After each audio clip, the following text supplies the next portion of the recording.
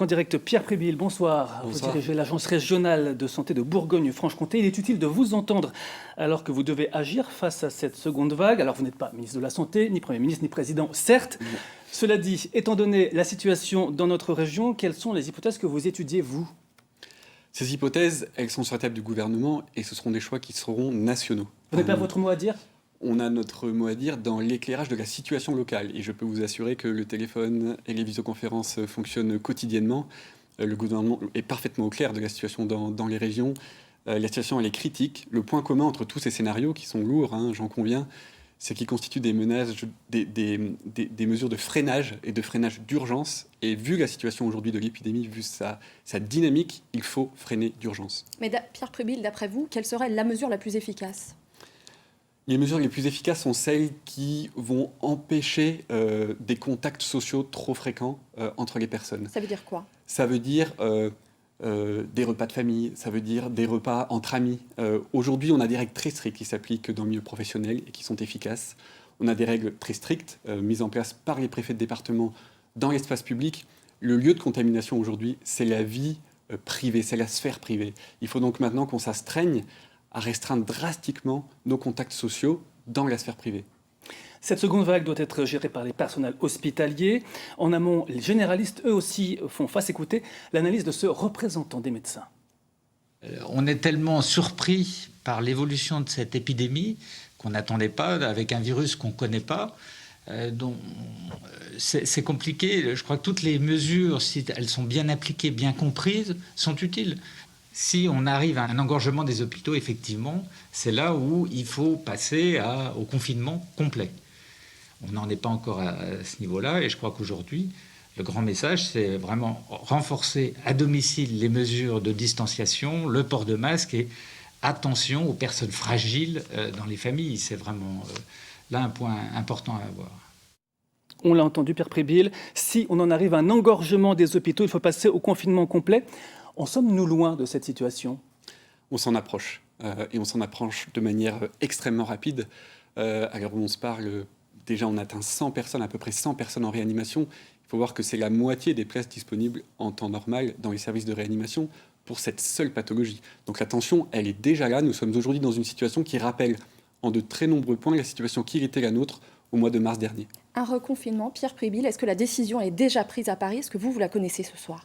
Bien sûr que non. Cette décision, elle est en train d'être étudiée et les différentes options sont en train d'être étudiées. Elles sont même soumises à concertation très large par le gouvernement. Et je crois que c'est l'objet de l'expression du président de la République demain que de nous présenter ses conclusions. Pour aller plus loin sur cette situation en Bourgogne-Franche-Comté, des chiffres, Elsa, aujourd'hui dans notre région, qu'est-ce qui nous permet d'expliquer cette urgence ? Quelle est la situation ? On compte en fait, c'est simple, 688 personnes hospitalisées aujourd'hui en Bourgogne-Franche-Comté.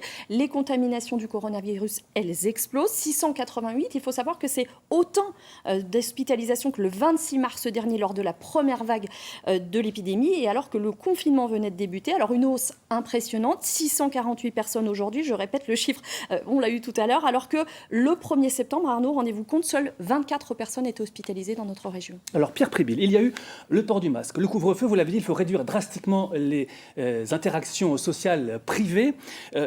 Pourquoi ça continue à s'aggraver ? On ne respecte pas assez ces mesures ? Probablement pas encore, en tout cas au moins dans la sphère privée.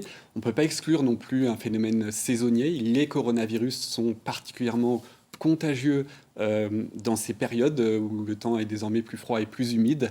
Notre mode de vie, lui aussi, est désormais se fait plus à l'intérieur et moins en espace extérieur. Tout ça concourt à ce que le virus circule plus vite et plus fort. Quel secteur géographique aujourd'hui en Bourgogne vous inquiète ? Hélas, toute la région. C'est toute la région qui est très très loin du seuil d'alerte. Rendez-vous compte, rien que la moyenne régionale, c'est un taux d'incidence de 350 pour 100 000 habitants. C'est 7 fois le seuil d'alerte. Il n'y a pas un département qui est plus touché, la Saône-et-Loire ? La Saône-et-Loire est particulièrement touchée. Elle est entrée la première dans cette deuxième vague. Aujourd'hui, en Saône-et-Loire, on est à près de 500 pour 100 000 habitants d'incidence. Les hôpitaux commencent à être très, très, très fortement sollicités, d'où les mesures que nous avons prises aujourd'hui dans ce département. Est-ce qu'il y a un chiffre que vous regardez particulièrement, lequel ? On regarde l'incidence, parce que l'incidence, c'est quoi ? C'est le nombre de nouveaux cas par semaine rapportés à la population. Ça, c'est le résultat des tests. Ça donne une idée de l'ampleur de l'épidémie. 500 pour 100 000 habitants en Saône-et-Loire, c'est 10 fois le seuil d'alerte. On est très loin du seuil d'alerte dans toute la région, même dans la Nièvre, puisque on est dans la Nièvre à 4 fois le seuil d'alerte. Et puis maintenant, ce qu'on regarde de très près, et j'ai même envie de dire comme le lait sur le feu, c'est la situation des hôpitaux, parce que c'est ce qui devient le plus critique. La situation sanitaire aujourd'hui, elle est très grave, et quand on se projette à 15 jours, elle devient critique. Alors justement, voyons la situation dans les hôpitaux, avec dans l'Yonne la ville de Sens qui a déclenché le plan blanc aujourd'hui. Voici les précisions de Basis Djaouti. Le plan blanc déclenché par l'hôpital de Sens devant lequel je me trouve suscite, vous l'imaginez bien, son lot de réactions. Nous avons joint ainsi par téléphone une infirmière représentante du personnel juste avant son retour au bloc. Elle nous a dit qu'ici, évidemment, tous feront leur travail et du mieux qu'ils le pourront, mais qu'une fois encore, ce sont eux qui seront mis à contribution et que cela concrètement voudra dire pour certains, je la cite, que leurs congés vont sauter. L'établissement va passer de 14 à 30 lits Covid en médecine et le service réanimation va lui passer de 3 à 5 lits. Concrètement, cela voudra dire aussi qu'il faudra plus de personnel, mais comme ceci va se faire à moyens constants, il faudra donc réorganiser des services ou encore déprogrammer des interventions chirurgicales non urgentes. Cette situation est évidemment la conséquence des mauvais chiffres enregistrés dans l'Yonne ces dernières semaines. La situation sanitaire déjà tendue s'est nettement dégradée.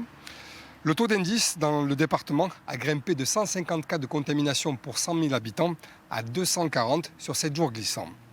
La situation selon la direction ici est même pire qu'en mars dernier, puisqu'il faudra cette fois-ci continuer de gérer entre guillemets les affaires courantes, celles non liées au cas Covid. Sachez enfin que selon nos informations, l'hôpital d'Auxerre devrait à son tour demain déclencher le plan blanc. Pierre Prébil, la tension est dans tous les hôpitaux de la région à cette heure-ci ? De plus en plus dans tous les hôpitaux, particulièrement en Saône-et-Loire et dans le Jura, où nous avons déclenché le seuil maximal de déprogrammation ce jour. Ce qui veut dire ? Ce qui veut dire que nous demandons aux hôpitaux de déprogrammer les interventions qui ne sont pas urgentes. À partir de maintenant ? À partir de maintenant. Tout ce qui est non urgent, tout ce qui est non urgent, repoussé, reporté. Ceux dont le report n'entraîne pas une perte de chance pour les patients, dès à présent en Saône-et-Loire et dans le Jura. Ça sera le cas partout dans la région ? Et ce sera le cas partout dans les jours qui viennent. Donc tous les hôpitaux en tension. Est-ce que le personnel est prêt à cette deuxième vague ? On a l'impression que finalement, on revit le même scénario qu'au printemps. Malheureusement, dans la région, on a déjà été particulièrement impacté par la première vague, donc les personnels savent à quoi s'attendre, ils y sont préparés, ça ne va pas être une partie de plaisir. Ce à quoi nous nous attendons, je veux vraiment insister là-dessus, c'est au mois de novembre une situation qui sera pire qu'au pic de la première vague dans notre région. Pierre Prébil, vous êtes inquiet, vous, ce soir ? Relativement inquiet, mais les annonces qui seront faites cette semaine seront, nous l'espérons tous, en mesure de faire en sorte que ce que nous prévoyons pour le mois de novembre soit bien un pic et pas simplement un palier supplémentaire, car là, le rythme d'hospitalisation est très élevé. 70 patients entrent à l'hôpital tous les jours dans la région du fait de cette pathologie, 10 en réanimation. Il faut donner un coup de frein massif. On a compris donc les situations d'urgence. L'inquiétude générale est donc la déprogrammation des opérations en Saône-et-Loire et dans le Jura à partir de maintenant, opérations non urgentes et sans doute dans les prochains jours, vous l'avez dit, dans l'ensemble toute la région. Merci Pierre Prébil d'être venu nous expliquer la situation et nous y reviendrons bien sûr à 19h30 dans la deuxième partie de ce 19-20 avec Carole Gessler.